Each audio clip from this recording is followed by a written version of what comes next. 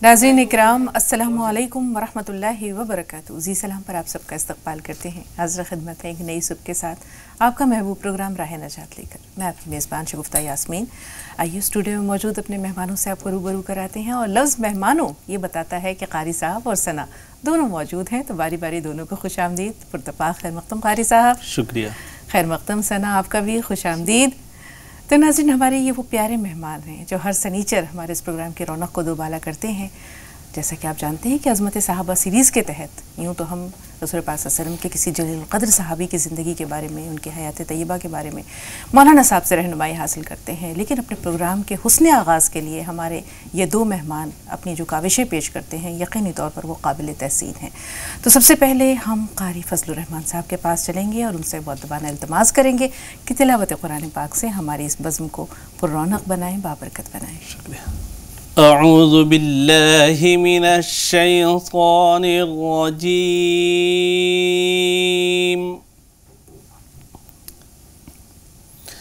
बिस्मिल्लाहिर रहमानिर रहीम।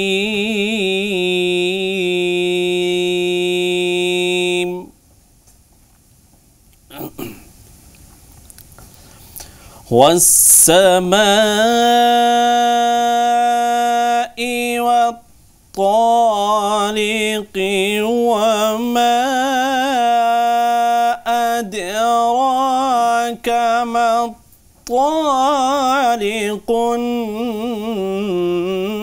नज्मुस्साक़िब। इन कुल्लु नफ्सिन लम्मा अलैहा हाफिज़। फल्यंज़ुरिल इंसानु मिम्मा खुलिक़ मिन माइन दाफ़िक़।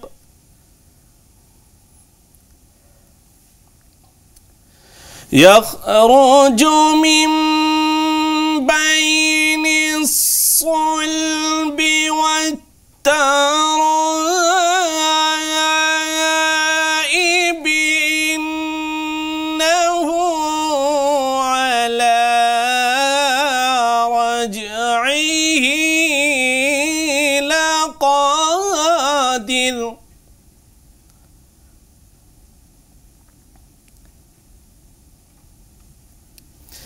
यौम तुबला सराइर फमा लहु मिन क़ुव्वतिन वला नासिर।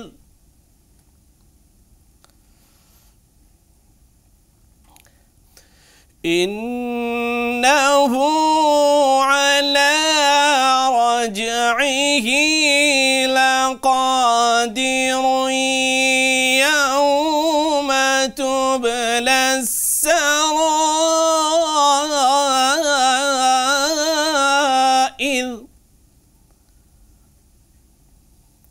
फमा लहु मिन क़ुव्वतिन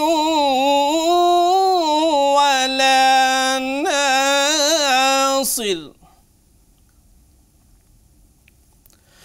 वस्समाइ ज़ातिर रज्इ वल्अर्दि ज़ातिस सद्इ इन्नहु लक़ौलुन फ़स्लुन वमा हुव बिलहज़्लि इन्नहुम यकीदून कैदा।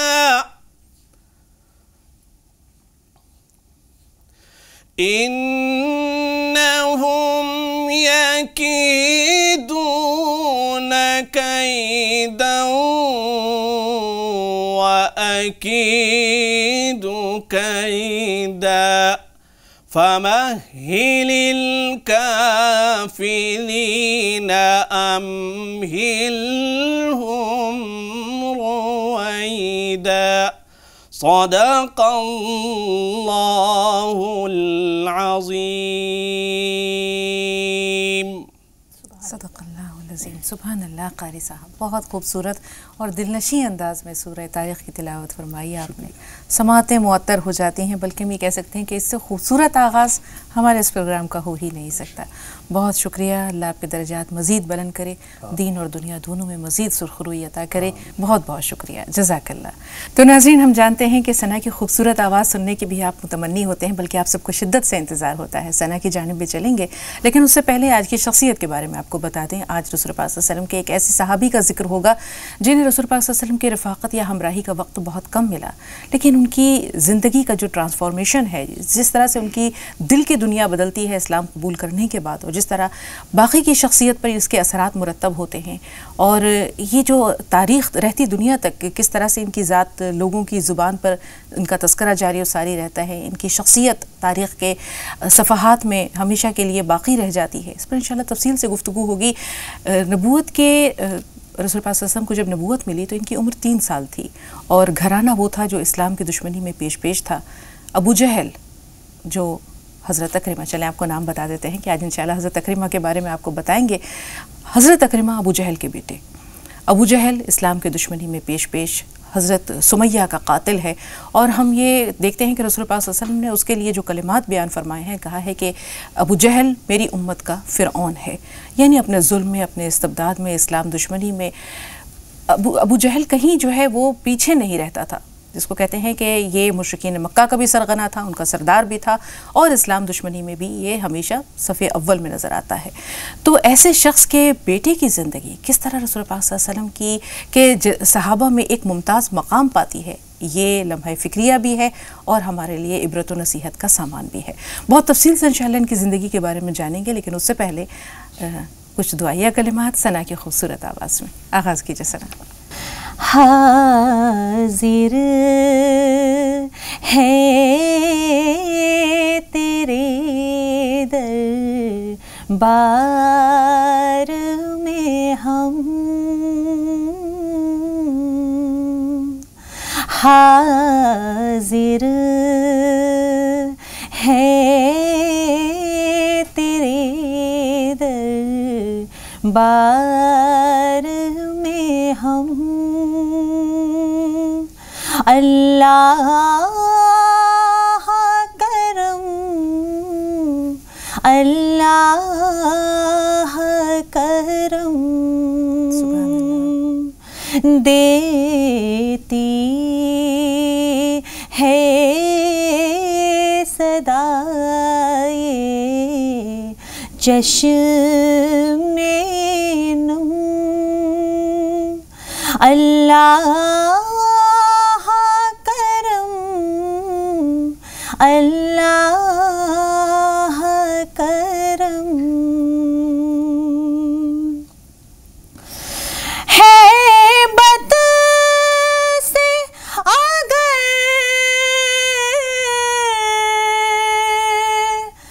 گردن خم ہے، ہر ندامت سے نم ہے، ہر آنکھ ندامت سے نم ہے، ہر چہرے پہ ہے اشکوں سے رقم. اللہ کرم، اللہ کرم جن لوگوں پہ ہے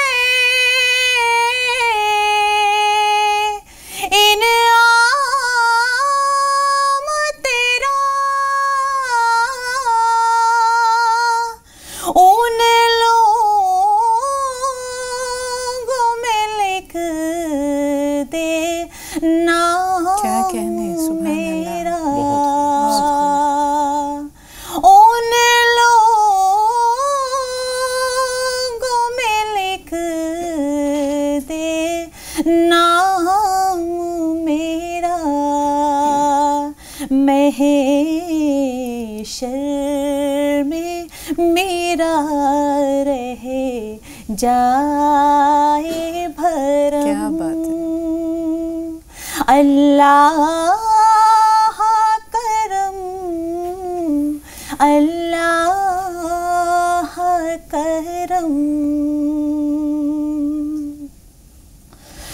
हर साल तलब फरमा मुझको,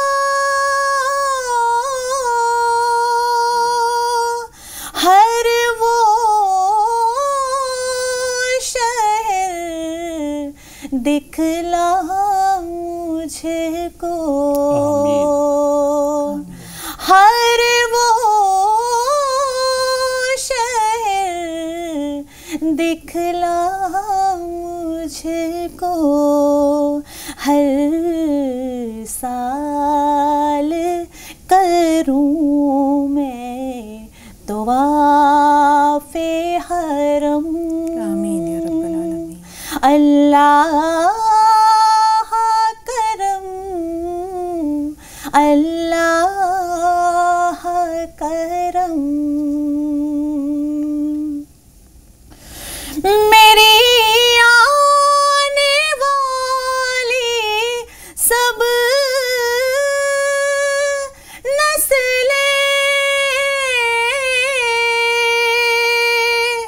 तेरे घर आए, तेरा दर देखे, तेरे घर आए, तेरा दर देखे। असबाब हो उनको ऐसे बहम, अल्लाह करम, अल्लाह करम। देती है सदाए चश्मे नम,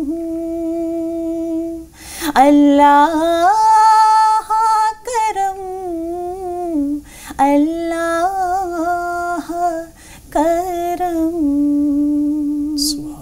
सुभान अल्लाह, सुभान अल्लाह। बहुत खूब सना, बहुत खूब, बहुत पुरसोज़ अंदाज में आपने शायर के जज्बात को हमारे जज्बात से हम आहंग कर दिया। खुश रहिए, सलामत रहें आप दोनों, और इसी तरह हमारे इस प्रोग्राम की रौनक को बढ़ाते रहें। एक और नए खूबसूरत कलाम के साथ इंशाअल्लाह आपसे अगले हफ्ते फिर हम रूबरू कराएंगे अपने नाजरीन को। तो नाजरीन, वक्त हो रहा है एक छोटे से वक्फे का, और वक्फे के बाद इंशाअल्लाह मौलाना रईसुद्दीन अज़हरी साहब स्टूडियो में मौजूद होंगे और उनसे हज़रत अकरम रज़ी अल्लाह तआला अन्हु के बारे में बहुत कुछ जानेंगे और आप तक पहुँचाने की कोशिश करेंगे। छोटा सा वक्फा, इस वक्फे के बाद करते हैं।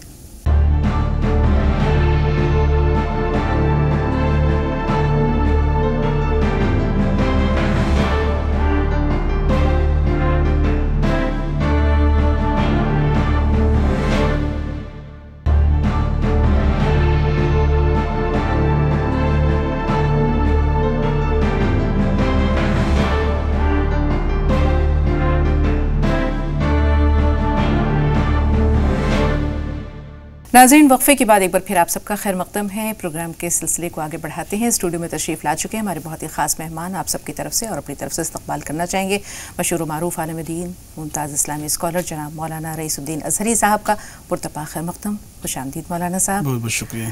तो नाज़रीन, आपको भी प्रोग्राम में एक बार फिर जोड़ते हैं। जैसे कि कुछ बातें हमने हज़रत इकरमा रज़ी अल्लाह तआला अन्हु के बारे में प्रोग्राम के इब्तिदाई हिस्से में तमहीदी तौर पर बयान की।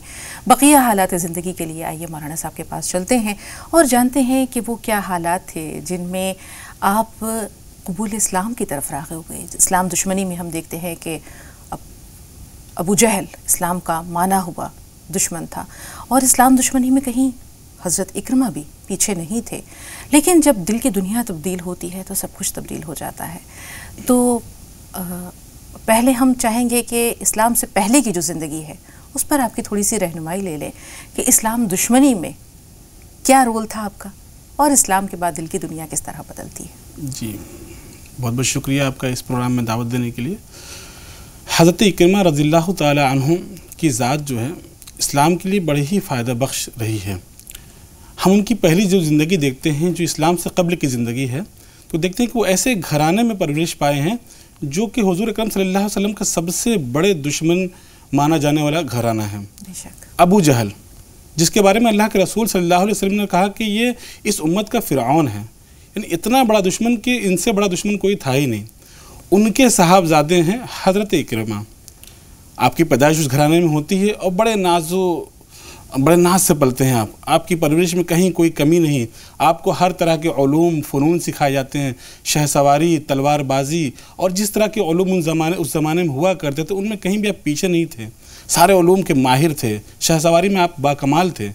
اور اس کے بعد جب آپ جوان ہوتے ہیں اور اپنے والد کے ساتھ ساتھ اسلام کی مخالفت میں آپ آگے آتے ہیں تو کہیں بھی آپ پیچھے نہیں ہیں. جیسے جیسے ابو جہل کا کردار رہا اسلام کو ذلیل کرنے میں یا ان کو پیچھے کرنے میں، حضور اکرم صلی اللہ علیہ وسلم کو تکلیف دینے میں، وہاں اکرمہ بھی ساتھ ساتھ دوش بدوش چل رہے ہیں. بالکل. ہم دیکھتے ہیں کہ نہ صرف یہ کہ رسول پاک صلی اللہ علیہ وسلم کے لیے قدم قدم پر وہ ایذا رسانی کا سبب بنا ہے ابو جہل، بلکہ وہ لوگ جو اسلام قبول کرتے تھے اس زمانے میں، دبے کچلے پسماندہ لوگ، غلام لوگ، ان کو بھی اذیتیں دینے میں یہ باپ بیٹے پیچھے نہیں تھے. جب ہم غزوہ بدر کی بات کریں اگر، تو غزوہ بدر حق اور باطل کے درمیان پہلا وہ مارکا تھا جس نے ایک واضح تفریق قائم کر دی اور یہ بتا دیا کہ اللہ کا جو نام ہے یا کلمہ، اللہ کا جو کلمہ ہے وہ بلند ہوتا ہے. تو اس میں 1000 کا لشکر تھا اور ان سب کا سردار ابو جہل تھا. لیکن ابو جہل کو جو ذلت آمیز موت ملتی ہے، جس طرح سے اس کے نصیب میں ذلت و رسوائی آتی ہے، ہم چاہیں گے کہ اس پر بھی آپ کی تھوڑی سی جو ہے وہ رہنمائی مل جائے. بالکل. جنگ بدر میں ہم دیکھتے ہیں کہ اسلام کے خلاف جو ہے اسلام کے مخالفین کس طریقے سے سامنے آتے. 1000 کا لشکر ہے اور وہیں پہ اسلامی اور اسلام کے جو ماننے والے ہیں وہ صرف 313 ہیں. اب ایسے میں دیکھیں مقابلہ برابری کا نہیں ہے، اور کہیں لشکروں کی تعداد زیادہ بھی، ان کے پاس ساز و سامان بھی زیادہ ہیں، گھوڑے بھی زیادہ ہیں، شاہ سوار بھی زیادہ ہیں، اور وہ لڑائیاں لڑتے ہوئے بھی آ رہے ہیں، ان کے پاس کافی تجربہ ہے، ہتھیار بھی بہت زیادہ ہیں. اور اکرمہ بھی ان کے ساتھ ہیں. اس جنگ میں کافی حد تک وہ آگے آئے اور لڑے، لیکن جس طریقے سے اسلام کے ماننے والوں نے اور اسلام کا پرچم بلند کرنے والوں نے اسلام کے لیے اپنے آپ کو آگے کیا ہے، اس جوش اور جذبے کی داد دینی چاہیے کہ پوری تاریخ انسانی میں کہیں نہیں ملتی. اور اس کے بعد دیکھتے ہیں کہ ابو جہل کی وہاں پہ موت ہوتی ہے، اس کا قتل کیا جاتا ہے، اور اس کی چیخ کو جب یہ بیٹا سنتا ہے تو اس کے اندر وہ باپ کی جو محبت تھی وہ زیادہ اجاگر ہو جاتی ہے. اب پہلے تو وہ صرف اسلام کے ماننے والوں کا دشمن تھا، اس کے قبیلے سے جو دشمنی تھی وہ ذاتی نہیں تھی، لیکن جیسے ہی اس کے والد کا قتل ہوا اب وہ دشمنی اس کی پرسنل ہو گئی، وہ ذاتی ہو گیا. اب وہ اسلام کا اور سخت ترین دشمن ہو گیا. اب اس نے یہ تہیہ کر لیا کہ اب کسی بھی حالت میں ان کے ماننے والوں کو نہیں چھوڑوں گا. بالکل. اس سے پہلے جیسے آپ نے بتایا کہ جو بغض اور عناد تھا اس میں کہیں باپ کی حمایت تھی، قبیلے کی حمیت تھی، لیکن اب پرسنلی ایک دشمنی یہ ہو گئی کہ جس وقت ابو جہل کو 2 ننھے مجاہدین معوذ اور معاذ رضی اللہ تعالیٰ عنہما، حضرت افرا کے صاحبزادے ہیں یہ دونوں نے بڑھ کر، ایک نے جو ہے وہ پیر پر وار کیا، پیر کاٹ دیا، دوسرے نے کھینچ کر گرا دیا، اور جب مرغ بسمل کی طرح تڑپتے ہوئے دیکھا تو حضرت عبداللہ بن مسعود نے گردن جدا کر دی. تو اس وقت جو چیخ تھی ابو جہل نے جو دردناک انداز سے جو چیخ ماری وہ اکرمہ رضی اللہ تعالیٰ عنہ کے کان میں پہنچ گئی، اور یہاں سے نفرت کا وہ بیج پنپا جو آگے چل کر ایک تناور درخت بن گیا، اور یہ بڑھتا رہا. غزوہ احد میں بھی ہم دیکھتے ہیں کہ جنگ کا پاسا پلٹنے میں حضرت خالد بن ولید اور حضرت اکرمہ کا بہت بڑا ہاتھ تھا کہ جیتی بازی مسلمان ایک طرح سے ہار گئے تھے، بڑی پیمانے پر جو ہے وہ شہداء تھے، شہادتیں ہوئیں. تو اس کے بعد غزوہ خندق. غزوہ خندق میں اگر دیکھتے ہیں کہ چونکہ ان کے اندر اتنا جذبہ پہلے سے آ گیا تھا کہ والد کو میرے قتل کیا گیا، میں چھوڑوں گا نہیں کسی بھی عالم میں. تو جب خندق کھودی گئی تو کسی کی ہمت نہیں تھی کہ وہ خندق کو پار کر سکے، لیکن یہ طاق میں لگے تھے کہ مجھے تو پار کرنا ہے اور کسی طریقے سے اپنے باپ کا بدلہ لینا ہے. تو یہ طاق میں لگے ان کو معلوم ہوا کہ خندق جو جتنی چاروں طرف کھودی گئی ہے، ایک حصہ اس کا ایسا جہاں پہ خندق تھوڑی سی کم ہے، اس کا فاصلہ کم ہے، اس کو عبور کیا جا سکتا ہے اگر اس کوشش کی جائے. تو یہ خندق کو عبور بھی کر جاتے ہیں ایک شخص کے ساتھ، لیکن جب عبور کرتے ہیں اور اس پار جاتے ہیں تو حضرت علی رضی اللہ تعالیٰ عنہ وہاں پہ موجود ہوتے ہیں. انہوں نے ان کے ساتھی کو فوراً وہیں پہ قتل کر دیا.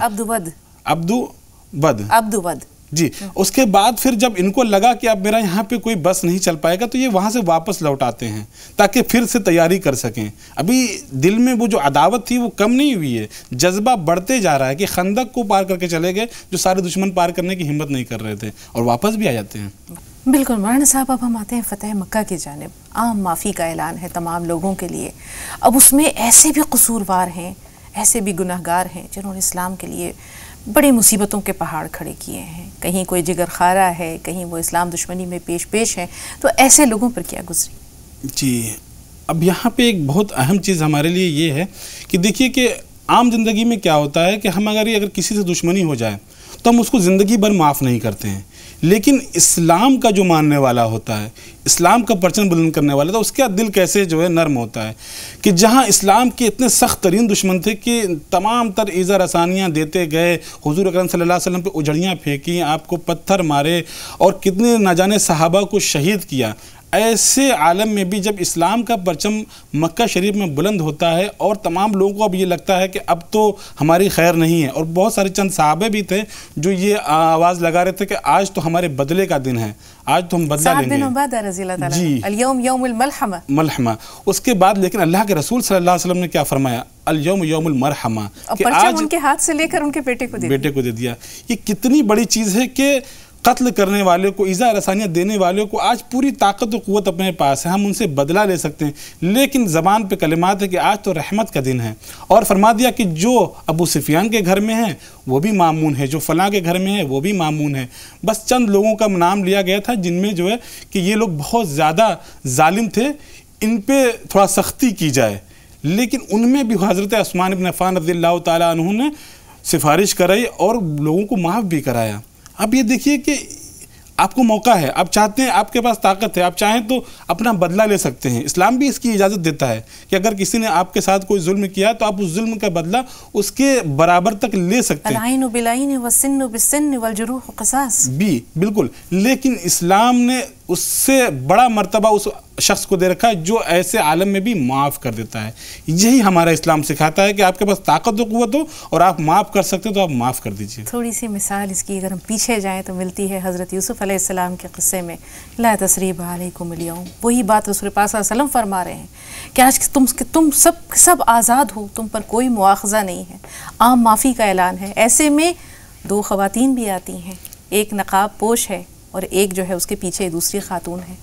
جو نقاب پوش ہے وہ بتاتی ہے کہ کیا میرے لیے بھی معافی ہے؟ نقاب اپنا جب چہرے سے ہٹاتی ہے تو دیکھنے والے دیکھتے ہیں کہ یہ تو ابو سفیان کی زوجہ ہے، یہ ہند بن عتبہ ہے جس نے کہ رسول پاک صلی اللہ علیہ وسلم کے عزیز ترین چچا حضرت حمزہ کا کلیجہ، کچھ روایتوں پہ ملتا ہے کہ چبانے کی کوشش کی تھی، چبا نہیں سکی، نگل نہیں سکی تھی.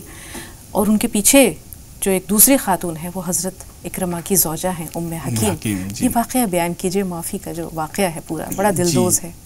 چونکہ ہوا یہ کہ جب فتح مکہ ہوئی تو بہت سارے ایسے لوگ تھے جن کو یہ خوف ہوا کہ ہمارے ظلم تو اتنے بڑھے ہوئے ہیں ان پر کہ اگر ہم یہاں پہ رہے تو ہمیں کہیں سے نجات نہیں مل پائے گی، ہمیں تو قتل ہی کر دیا جائے گا. تو حضرت اکرمہ تھے، وہاں سے وہ نکلے اور راہ فرار اختیار کر لی اور بھاگتے بھاگتے وہ سمندر کے پاس پہنچ گئے. ابھی آپ سمندر کے پاس پہنچے، اس کا واقعہ انشاءاللہ آگے آئے گا، لیکن ہم واپس لوٹتے ہیں کہ دو خواتین جب آئیں حضور اکرم صلی اللہ علیہ وسلم کے پاس، جیسا آپ نے بتایا، تو پہلی خاتون ہند جو کہ ابو سفیان کی بیوی تھیں، حضرت حمزہ رضی اللہ تعالیٰ عنہ کا کلیجہ چبانے کی کوشش کی تھی. کتنی سخت ترین ان کا دل رہا ہوگا کہ وہ حضور اکرم صلی اللہ علیہ وسلم کے محبوب چچا کا، جن کی ذات سے اسلام کو اتنی سربلندی حاصل ہوئی، ان کا کلیجہ چبانے کی کوشش کی. اور حضور اکرم صلی اللہ علیہ وسلم کی اتنی تکلیف ہوئی اس سے کہ آپ زندگی بھر ان کا صدمہ لیے ہوئے تھے. اور आपने जब हिंद ने ये तलब किया कि आप मुझे भी माफ़ कर दें, तो हुजूर अकरम सल्लल्लाहु अलैहि वसल्लम ने एक लम्हा भी इंतज़ार नहीं किया। उन्होंने अपनी ज़ाती तकलीफ़ को दरकिनार किया और इस्लाम के परचम पर निगाह डाली, देखा कि इस्लाम सबसे ज़्यादा अहम है, सबसे ज़्यादा महबूब है। अगर कोई इस्लाम के दायरे में आ जाता है, चाहे कितना ही बड़ा गुनाहगार हो, कितना ही बड़ा जालिम हो, उसकी माफ़ी हो जाएगी। चुनांचे आपने उसको माफ़ी का परवाना दे दिया और पीछे खड़ी उम्मे हकीम जो इक्रमा की बीवी थी, उनको भी माफ़ी का परवाना दे दिया। अब गौर करने की बात है कि आज की ज़िंदगी में देखें कि एक भाई दूसरे भाई से थोड़ी सी नाराज़गी हो जाती है तो सालों लग जाते हैं, वो उससे करीब नहीं हो पाते, उनसे मोहब्बत नहीं पैदा कर पाते, और मिलाने वाले लोग भी नहीं होते। मिलाने वाले लोगों को भी सोचना चाहिए कि इस्लाम ने हमें क्या सिखाया। इस्लाम ने तो हमें ये सिखाया कि अगर कोई आपके ऊपर कितना ही जुल्म क्यों ना कर दे, लेकिन जब माफ़ी की बात आए तो आप अपने किरदार को पेश कीजिए और सच्चे मुसलमान का वो चेहरा पेश कीजिए जिसको इस्लाम ने हमें अपनी तारीख़ से बताया है। बिल्कुल मौलाना साहब, और यही वो नुक्ता है जिसे आज आम ज़िंदगी में हम फरामोश कर बैठे हैं। हिंद को तो माफ़ी मिल गई, उम्मे हकीम को भी माफ़ी मिल गई, अब बीवी है, जाहिर सी बात है शौहर के लिए तो दिल तड़प रहा है।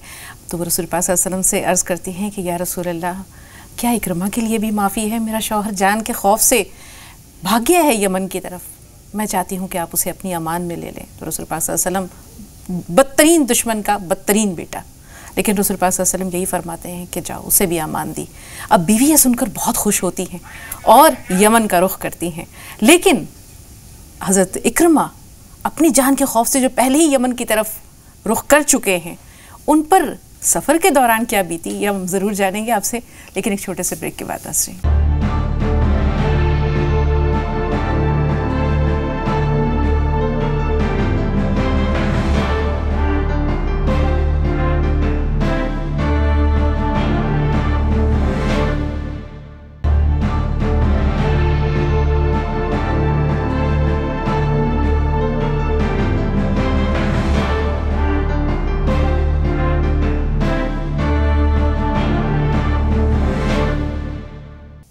नाज़रीन, ब्रेक के बाद एक बार फिर आप सबका खैर मक़दम है। आइए प्रोग्राम के सिलसिले को आगे ले चलते हैं।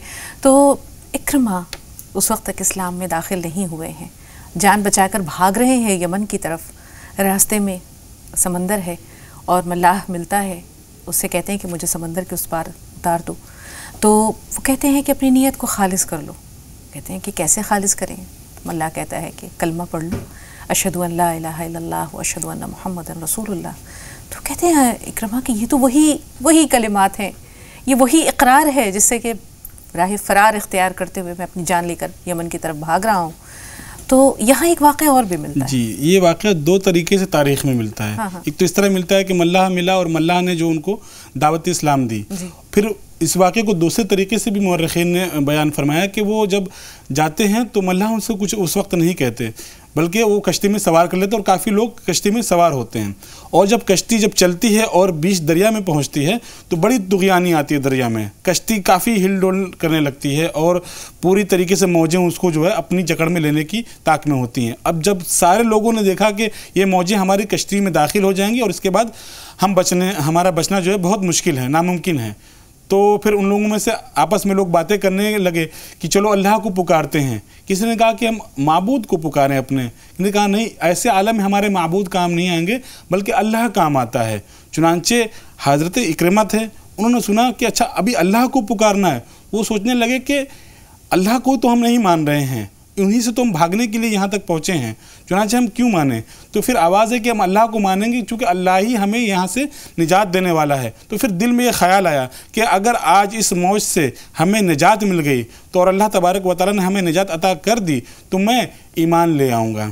चुनांचे और हुआ भी यही, तुग़यानी कम हो गई, मौजें जो है अपनी थम गई और फिर समंदर ने अपनी लहरों को, इनकी कश्ती को धीरे धीरे साहिल पे लगा दिया। और साहिल पे जब पहुँचे तो दिल में ईमान की खुशबू आ चुकी थी लेकिन अभी इकरार नहीं हुआ था। वहीं आपकी जो है अहलिया उम्मे हकीम ने इधर हुजूर अकरम सल्लल्लाहु अलैहि वसल्लम से अपने शौहर की माफ़ी का मुतालबा भी कर लिया था और अल्लाह के रसूल सल्लल्लाहु अलैहि वसल्लम ने कहा था कि उनकी माफ़ी है, आप उनको जो है लेकर आइए। तो हज़रत उम्मे हकीम जो है वहाँ से चली एक शख्स को लेकर अपने शौहर को ढूंढते हुए और वो यमन पहुँची। यमन पहुँचने के बाद उनके शौहर नामदार मिले वहाँ पे और उनसे कहा कि आप चलें, आपकी माफ़ी का ऐलान हो चुका है। تو بڑے خوش و خرم ہو کر وہ اپنی اہلیہ کے ساتھ چلے، اور جب چلے ہیں وہاں سے تو ادھر اللہ کے رسول صلی اللہ علیہ وسلم نے پہلے ہی اپنے صحابہ کرام کو بتا دیا کہ میرے پیارے صحابہ سنو، ادھر سے حضرت اکرمہ آنے والے ہیں، تو برائے کرم آپ لوگ ان کے والد کو گالیاں مت دیجیے گا، ان کو برا بھلا مت کیجیے گا۔ یہ بڑی اچھی نصیحت تھی ہمارے لیے بھی، اور ہمارے آج کے دور میں بھی سیکھنے کو ملتا ہے کہ جب کوئی شخص ایسا ہو جس کو ہم اگر پیار سے کچھ سکھانا چاہ رہے ہیں، کچھ بتانا چاہ رہے ہیں، اگر وہ عمل خیر کی طرف آ رہا ہے تو ہم کوئی ایسی چیز اس پہ نہ ڈالیں، ایسی چیز نہ، ایسے کلمات نہ کہیں جس سے اس کو تکلیف ہو۔ یہی تو طریقہ ہے مولانا صاحب، اسلام میں اسلام تلوار کی زور سے تو پھیلا ہی نہیں ہے، رسول پاک صلی اللہ علیہ وسلم کے اخلاق سے پھیلا ہے۔ اسلام لوگوں کو اپنے اندر وہ صلاحیت رکھتا ہے جو جذب کر لیتی ہے، محبت سے، ہمدردی سے، خلوص سے، شفقت سے، رواداری سے، انسانیت سے۔ اور اب یہ جو رسول پاک صلی اللہ علیہ وسلم نے فرمایا کہ اکرمہ بھی آ رہے ہیں مہاجر کی حیثیت سے، اور وہ ایسے اس کے والد کو کلمات نہ کہنا جس سے کہ اس کے دل کو تکلیف پہنچے، تو دل نہ ٹوٹے، دل آزاری نہ ہو، اس کا خیال رسول پاک صلی اللہ علیہ وسلم کس انداز سے کر رہے ہیں۔ آج کے دور میں جیسے آپ نے بتایا کہ ان چیزوں پہ ہماری نظر کہاں جاتی ہے، ہماری زبان سے تو ایسے کلمات نکلتے ہیں جو کسی کے دل کو پاش پاش کر دیتے ہیں، کسی کی کردار کشی ہو جاتی ہے، لیکن ہمیں احساس تک نہیں ہوتا۔ تو حضرت اکرمہ جب آتے ہیں، اسلام قبول کر لیتے ہیں، اور اس کے بعد ہم دیکھتے ہیں کہ ان کے بعد کی جو زندگی، یہ پورا ٹرانسفارمیشن ہے ان کی زندگی کا، یکسر نہ صرف یہ کہ دل کی دنیا بدلتی ہے، سر تا پا وہ ان کی شخصیت بدل جاتی ہے۔ یہاں پہ ایک بڑی اہم چیز اور بھی ہوئی، جب اللہ کے رسول صلی اللہ علیہ وسلم کے پاس حضرت اکرمہ آئے، اس نے اسلام کو قبول کر لیا، تو قبول کرنے کے بعد حضور اکرم صلی اللہ علیہ وسلم نے آپ سے پوچھا کہ اے اکرمہ مانگو، کیا مانگتے ہو؟ یہ بہت اہم مقام تھا، اور ہمیں اسلامی تاریخ سے بہت زبردست چیز سیکھنے کو ملتی ہے کہ جب ہمیں موقع ملتا ہے اور کوئی ہم سے یہ کہہ دے کہ مانگو کیا مانگتے ہو، تو ہم کیا مانگتے ہیں؟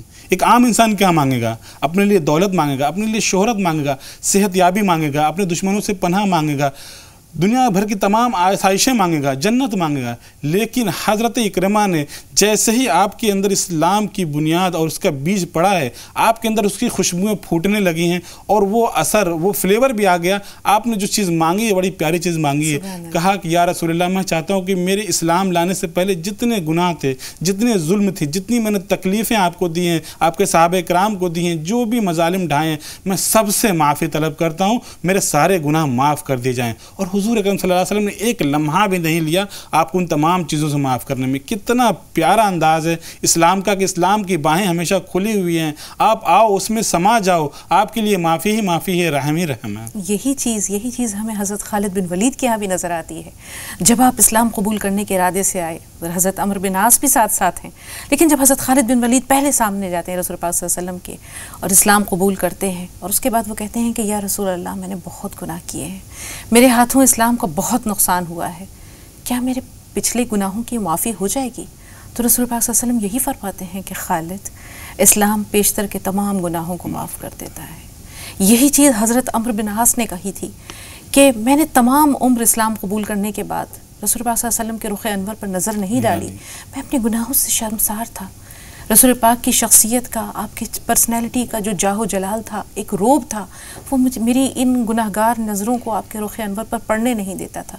تو یہ وہ انداز تھا جو ان صحابہ کے دلوں میں اسلام لانے کے بعد کس طرح سے دل کی دنیا اور پوری شخصیت کو بدلتا ہے۔ تاریخ کی کتابوں میں ملتا ہے کہ حضرت اکرمہ نے کہا کہ اسلام سے پہلے میں نے جو دشمنی کی ہے، جتنا نقصان کیا ہے، اسلام کو مٹانے میں، اسلام کے بعد میں اپنی تمام دولت اسلام کی سربلندی کے لیے وقف کر دوں گا، خرچ کر دوں گا۔ اور اکثر دیکھتے ہیں کہ لوگ کہتے تھے مصحف قرآن پاک آپ نے اٹھا رکھا ہے اور چومتے جا رہے ہیں اور کہہ رہے ہیں کہ یہ میرے رب کا کلام ہے، پاک کلام ہے۔ اس کو اپنے چہرے پہ رکھ لیا کرتے تھے، اس کی خوشبو کو محسوس کیا کرتے تھے، اس کے اثر کو اپنے دل میں سمویا کرتے تھے کہ یہ میرے رب کا کلام ہے۔ ان کے اندر ایسی محبت آ گئی تھی کہ وہ محبت جو ہے بڑھتی جا رہی تھی، دن بدن بڑھتی جا رہی تھی، اور جذبہ ایمانی بڑھتا جا رہا تھا۔ وہ اتنا بڑھا کہ آپ کے اندر یہ شوق پیدا ہو گیا کہ مجھ سے پہلے جو لوگ اسلام لے آئے ہیں ان کا مرتبہ کہیں زیادہ ہے، میں ان تک تو نہیں پہنچ سکتا، لیکن میں اتنا ضرور کر سکتا ہوں کہ اسلام کے لیے میں وہ کام کر جاؤں جو میری زندگی کو جو ہے اس دنیا میں بھی اعلیٰ کر دے اور آخرت میں بھی اللہ کے رسول صلی اللہ علیہ وسلم کی بارگاہ میں بہت مقبول ہو جاؤں۔ اور اس کی مثال ہمیں جنگ یرموک میں ملتی ہے۔ اس سے پہلے ایک چھوٹا سا واقعہ مولانا صاحب، حضرت عمر فاروق کا دور ہے، آپ کی مجلس آراستہ ہے، اور قریش کے بڑے بڑے سردار ابو سفیان ہیں، حارث بن ہشام ہے، حارث بن ہشام ابو جہل کے بھائی، عمر بن ہشام کے بھائی حارث بن ہشام، سہیل بن عمرو ہیں، یہ سب بیٹھے ہوئے ہیں وہاں پر ایسے میں کچھ فقرائے صحابہ آتے ہیں، حضرت سلمان آتے ہیں، حضرت بلال آتے ہیں، تو حضرت عمر فاروق کہتے ہیں ان ممتاز قریش کے سرداروں سے ذرا پیچھے ہو جاؤ، انہیں آگے بیٹھاتے ہیں۔ حضرت صہیب آتے ہیں، حضرت مقداد آتے ہیں، یہ بھی فقرائے صحابہ میں ہیں، آپ ان سرداروں سے کہتے ہیں تھوڑا اور پیچھے ہو جاؤ، اور انہیں آگے بیٹھاتے ہیں۔ ہوتے ہوتے یہ سردار بہت پیچھے چلے جاتے ہیں اور وہ فقرائے صحابہ آگے جگہ پاتے چلے جاتے ہیں۔ جب مجلس ختم ہوتی ہے تو ابو سفیان رضی اللہ تعالیٰ عنہ سے رہا نہیں جاتا، وہ کہتے ہیں کہ عمر تم نے ہمارے ساتھ کیا کیا؟ ان فقرائے صحابہ کو تم نے ہم پہ برتری دی۔ تو حضرت عمر کہتے ہیں اپنے گریبان میں جھانکو، اسلام نے تمہیں بھی بلایا تھا، اسلام نے انہیں بھی بلایا، کہ تم پر سبقت لے گئے۔ تو اب یہ لوگ آپس میں طے کرتے ہیں، فیصلہ کرتے ہیں کہ ہم سے واقعی چوک ہوئی ہے، ہم نے دیر سے اسلام قبول کیا، لیکن دنیا تو ہماری گئی، آخرت نہ جائے، کیا کریں ہم؟ تو آپس میں یہ طے کرتے ہیں کہ ہم اللہ کی راہ میں اپنی جانیں قربان کر دیں گے، اور تقریباً 400 بڑے سردار مکہ چھوڑ کر جاتے ہیں یرموک کے لیے۔ لوگ آزردہ ہیں، لوگ افسردہ ہیں کہ یہ کیا کر رہے ہو؟ تو حضرت اکرمہ یہ کہتے ہیں کہ نہیں، دنیا تو گئی، ہم آخرت نہیں جانے دیں گے۔ آگے کا واقعہ سنائیے مولانا صاحب۔ جنگ یرموک میں جو ہے مومنین کے حالات بہت بہتر نہیں تھے، چونکہ دشمنوں کی تعداد بہت زیادہ تھی، تقریباً جو ہے ان کی تعداد سے 10 گنا زیادہ تھی۔ وہ 3 لاکھ تھے، تقریباً 3 لاکھ 30,000 تھے، اور یہ تقریباً 30 یا 35 ہزار کے آس پاس تھے۔ ایسے عالم میں جب مسلمانوں کو لگنے لگا کہ ہماری شکست کہیں نہ ہو جائے، تو حضرت اکرمہ رضی اللہ تعالیٰ عنہ ان کے اندر جوش ایمانی جو ہے بہت جاگا، اور یہ جب آگے بڑھے اور انہوں نے ایک نعرہ لگایا کہ کون ہے جو آج میرے ساتھ موت پہ بیعت کرتا ہے، یا تو ہم اسلام کو سربلند کریں گے یا اپنی جانیں دے کر یہاں سے جائیں گے۔ چنانچہ 400 صحابہ اکرام وہ اپنے ان کے ہاتھوں کو پکڑ کے بیعت کرتے کہ ہم موت پہ بیعت کرتے ہیں۔ اس کے بعد جب یہ جا کر لڑے ہیں اور لڑنا شروع کیا ہے، تو حضرت خالد بن ولید رضی اللہ تعالیٰ عنہ کو یہ لگنے لگا کہ یہ تو اس طریقے سے لڑے جیسے کہ یہ خود اپنے آپ کو ان کے سامنے پیش کر رہے ہیں کہ مجھے شہید کر دو، مجھے قتل کر دو۔ چنانچہ خالد بن ولید رضی اللہ تعالیٰ عنہ جاتے ہیں، حضرت اکرمہ رضی اللہ تعالیٰ عنہ کے کندھے پہ ہاتھ رکھ کے کہتے ہیں اکرمہ کیا کر رہے ہو؟ تھوڑا سا صبر سے کام لو، تھوڑا سا ایسا نہ کرو کہ اسلام کے جو ہمارے صحابہ کرام ہیں ان کو آپ کی شہادت سے دقت پریشانی آ جائے۔ اس وقت وجہ یہ تھی مولانا صاحب، ہم اگر جنگ یرموک کا نقشہ کھینچیں تو جیسے آپ نے بتایا کہ تقریباً 3 لاکھ رومی جی اور 30,000 یا 35,000 مسلمان۔ رومیوں کے پاس لشکر کی بھی اور آلات حرب کی، گھوڑے وغیرہ وسائل کی بھی کمی نہیں ہے، مسلمان تعداد میں بھی کم ہیں اور یقینی طور پر ان کے پاس وسائل بھی اتنے زیادہ نہیں تھے۔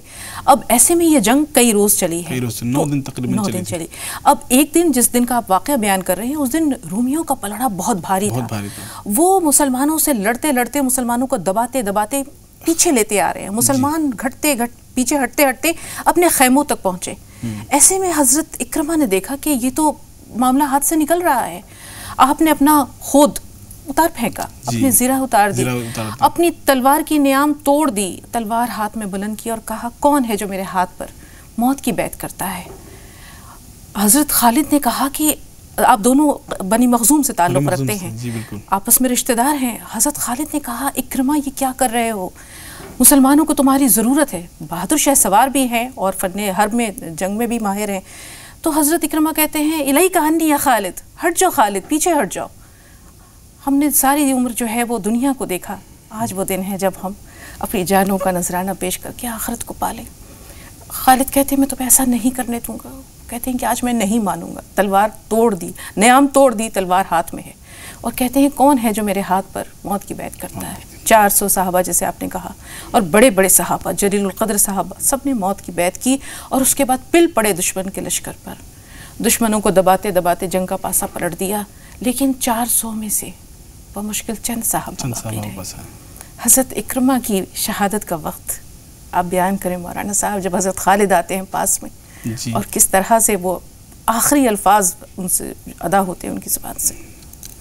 ایسے عالم میں کہ جب جان جو ہے روح نکلنے والی ہو اور دنیاوی تمام چیزیں جو چھوٹنے والی ہوں، جان سے آدمی کو کتنی محبت ہوتی ہے، انسان کتنی محبت کرتا ہے اپنی جان سے، لیکن جان کو قربان کرنے کے لیے وہ آگے بڑھے، اور دل میں صرف ایک ہی بات تھی کہ میں نے اپنی پچھلی زندگی میں بہت ہی مظالم ڈھائے، اسلام کو بہت ہی نقصان پہنچایا ہے، آج میں اسلام کو سربلند کر کے رہوں گا۔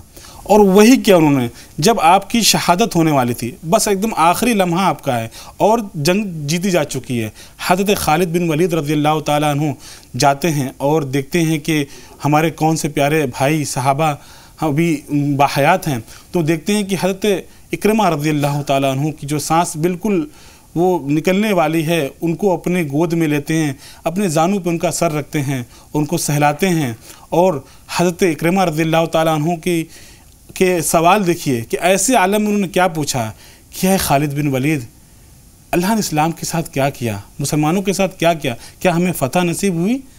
ایسے عالم میں بھی ان کا دل صرف ایک ہی چیز پہ رکا ہوا تھا اور ایک ہی چیز کی التجا تھی انہیں کہ ہمیں فتح ہوئی کہ نہیں، اسلام سربلند ہوا کہ نہیں۔ چنانچہ حضرت خالد بن ولید رضی اللہ تعالیٰ عنہ نے کہا کہ اے اکرمہ، اسلام سربلند ہو گیا۔ اس کے بعد آپ نے چند پانی کے قطرات ان کے حلق میں ڈالے، اس کے بعد وہاں پہ آپ کی شہادت ہو جاتی ہے۔ اور آپ یہ بھی کہتے ہیں کہ عمر کو پیغام دے دینا کہ ہم نے شہادت پانے میں دیر نہیں کی۔ مجاہد اس طرح سے جان دیتے ہیں۔ آپ کی زندگی کے بارے میں مولانا صاحب، اسلام سے پہلے کی زندگی دیکھی، اسلام کے بعد کی زندگی دیکھی، چند لفظوں میں جاننا چاہیں تو آپ کیا کہیں گے؟ چند لفظوں میں صرف یہی کہہ سکتے ہیں کہ اسلام جو ہوتا ہے، اسلام جب دل میں آتا ہے تو جتنی بھی خرابیاں ہوتی ہیں وہ خرابیاں دل سے نکل جاتی ہیں۔ کوئی بھی ایسا کونا، ایسا گوشہ دل کے اندر باقی نہیں رہتا جہاں پہ آپ کو کسی کے لیے کوئی تکلیف دہ چیز ہو۔ آپ بالکل صاف و شفاف ہو چکے ہوتے ہیں، آپ صرف اور صرف لوگوں کی بھلائی کے بارے میں سوچتے ہیں۔ اپنے اسلام جو کہ سچائی کا مذہب ہے، جو کہ لوگوں کو بہتری کا حکم دیتا ہے، جو اپنی باہیں کھول کر اپنے دشمنوں کو بھی اپنی آغوش میں لینے کے لیے تیار ہے کہ اگر تم میری جان کے دشمن بھی ہو تو میری باہیں تمہارے لیے بھی کھلی ہیں، تم بھی آ جاؤ، تمہارے لیے بھی امان ہے۔ اور حضرت اکرمہ رضی اللہ تعالیٰ عنہ کی پچھلی زندگی دیکھیں تو جب اسلام ان کے دل میں نہیں تھا تو وہ ساری چیزیں ایسے نظریے سے دیکھتے تھے جو گویا ان کا قبیلہ، ان کی اپنی ذات، ان کا اپنا خاندان، یہ ساری چیزیں ان کے سامنے ہوتی تھی۔ لیکن جیسے ہی اسلام ان کے دل میں داخل ہوا، آپ نے اپنی ذات کو بالکل نسین منسیہ کر دیا، بھول گئے کہ میں کون ہوں، میرا خاندان کیا ہے، میرے والد کون ہیں۔ بس ان کے سامنے صرف ایک چیز تھی، اللہ کا رسول ہو، اس کا دین ہو، اللہ کے دین کی سربلندی ہو۔ اور اس سربلندی میں صرف یہ نہیں تھا کہ آپ نے دین قبول کر لیا تو اس دین کی حمایت میں ہے، آپ کے اندر یہ پورا یقین تھا کہ یہ اسلام جو دعوت دے رہا ہے وہ رحم کی دیتا ہے، محبت کی دیتا ہے، اصلاح کی دیتا ہے، اور کوئی بھی ایسی چیز، ایسا کوئی نقطہ نہیں جو اسلام پہ لگایا جا سکے کہ یہاں پہ غلط ہے۔ اگر وہ غلط ہوتا تھا تو حضرت اکرمہ کبھی اس کو قبول نہیں کرتے۔ آپ نے قبول کیا، سچے دل سے قبول کیا، اور اسلام کی جتنی تعلیمات تھی آپ نے اس کو ظاہر بھی کیا۔ آپ نمازیں پڑھتے تھے، آپ کی نمازیں دیکھ لیجئے، ایسی ہوتی تھی گویا لگتا ہے کہ آپ درخت بن گئے ہیں، کھڑے ہوئے ہیں ہاتھ باندھے ہوئے اللہ کی بارگاہ میں، آپ کی آنکھوں سے آنسو جا رہے ہیں۔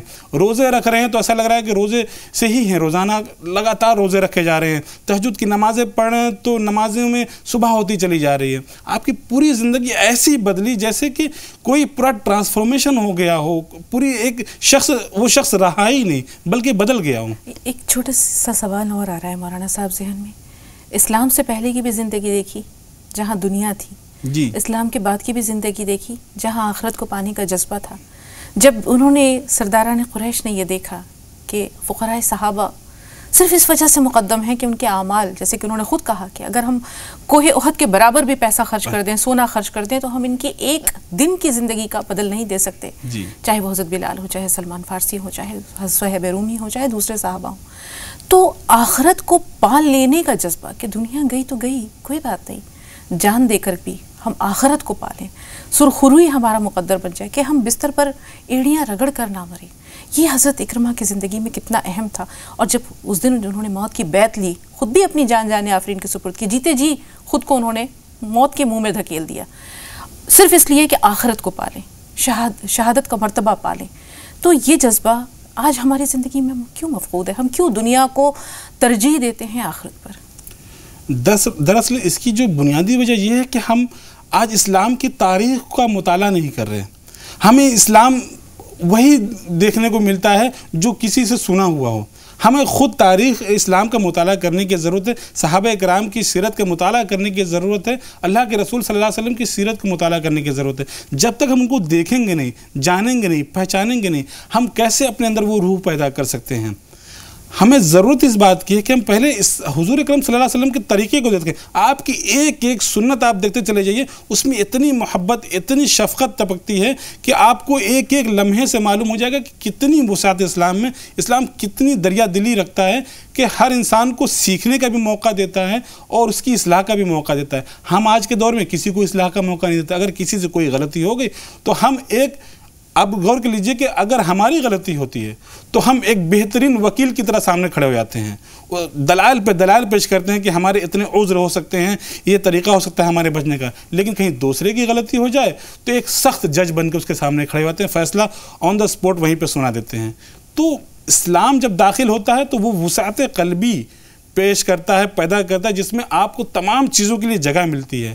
اب ہر چیز کو ایک صحیح نظریے سے دیکھ سکتے ہیں، اس کو کیٹیگرائز کر سکتے ہیں کہ اس کو کس درجے میں ہمیں رکھنا ہے اور اس کی اصلاح کیسے کرنی ہے۔ اور صحابہ اکرام کی زندگی، یقیناً رسول پاک صلی اللہ علیہ وسلم کی پوری زندگی ہمارے لیے اسوہ ہے، لیکن رسول پاک صلی اللہ علیہ وسلم کے بعد آپ کے تمام صحابہ کی زندگی ایسے ہی روشن قندیلیں ہیں مولانا صاحب۔ اصحابی کا نجوم بِأَيِّهِمْ اقتدیتم اهتدیتم، میرے تمام صحابہ روشن ستاروں کی مانند ہیں، ستاروں کی مانند ہیں، جس کی بھی اقتدا کرو گے ہدایت پا جاؤ گے۔ تو ہمارے اس سیریز کا مقصد، صحابہ سیریز کا مقصد یہی ہے کہ رسول پاک صلی اللہ علیہ وسلم کے تمام جلیل القدر صحابہ، ان سب کی زندگیوں کے بارے میں اپنے ناظرین کو بتائیں، کیونکہ یقینی طور پر کتاب کی صورت میں آج مطالعے کا رجحان بہت کم ہو گیا ہے، لیکن یہ ایک چھوٹا سا ایپیسوڈ، ایک روشن ننھا سا چراغ ہے جو ہر سنیچر کی صبح ہم آپ کے ساتھ، دیگر مولانا صاحبان کے ساتھ روشن کرتے ہیں، صرف اسی مقصد سے کہ شاید دل میں اتر جائے میری بات۔ تو لوگوں کی زندگی، صحابہ اکرام کی زندگی مختلف پہلوؤں سے، مختلف زاویوں سے ناظرین کے سامنے لاتے رہے ہیں اور انشاءاللہ لاتے رہیں گے۔ آپ سب کا بہت شکریہ اسٹوڈیو میں تشریف آوری کے لیے، بھرپور رہنمائی کے لیے۔ اللہ آپ سب کو جزائے خیر دے اور آپ سب سے ملاقات کا سلسلہ جاری و ساری رہے انشاءاللہ۔ بہت شکریہ مولانا صاحب۔ تو ناظرین، یہیں پر پروگرام کا وقت ختم ہوا جاتا ہے۔ کچھ ہی دیر میں ڈاکٹر صاحب ہوں گے آپ کے ساتھ ایک چھوٹے سے وقفے کے بعد، اور اس کے بعد آپ دیکھیں گے زی سلام پر بلا توقف 25 اہم خبریں۔ تو ہمیں اجازت دیجیے اگلی ملاقات تک کے لیے۔ السلام علیکم ورحمۃ اللہ وبرکاتہ۔